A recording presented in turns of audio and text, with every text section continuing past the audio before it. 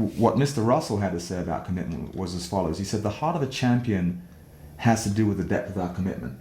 He believed it was that important. Mm-hmm. When you look back at your coaching career and both in the regular season and postseason play, what has been one or two of the greatest examples of great commitment from athletes that you have worked with? What made them special? What were their habits? Was it the stuff they did inside of practice, or was what they did outside of practice, non-mandatory practices, typically what made them special? Well, the first thing, anything that makes a guy great usually has to do with putting the team before himself. Another great quote from Bill Russell is, the main ingredient to stardom is the rest of the team. So when guys understand that, that's a great start. The best example of leadership I've ever seen is I was an assistant coach at Clemson, and we had a very good team, but it was a team that had been through some ups and downs. We won a bunch of games in a row, I believe 17 to start the season.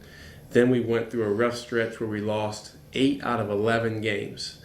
We were really struggling in the month of February, and a player by the name of Cliff Hammonds decided he was going to create a contract. He typed it out, and on the contract it said, I, and then it had a space for each player's name, hereby recommit myself to Clemson basketball.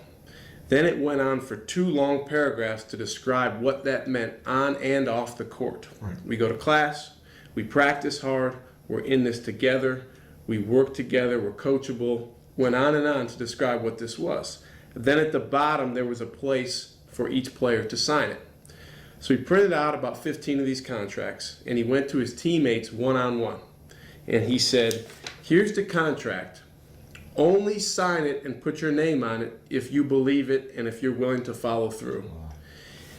Each guy signed it because they didn't want to be that guy that doesn't sign it. Right. So everyone signed it, but here's the genius in what Cliff did. He took the contracts to the secretary in the basketball office, and he said, Susan, will you please laminate these? He had the contracts laminated, so now instead of just being a flimsy one piece of paper, now it's a little harder, and it's shiny. And he took each guy's contract and he taped it up in their locker in our arena. Right. So that every day when the guys were changing to go to practice or to go to a game, they had to look at that contract. They had to look at their own signature. And we went on to win, I think, 5 out of our next 6 games, really finished the season strong. I think that was stronger than anything we could have done as coaches.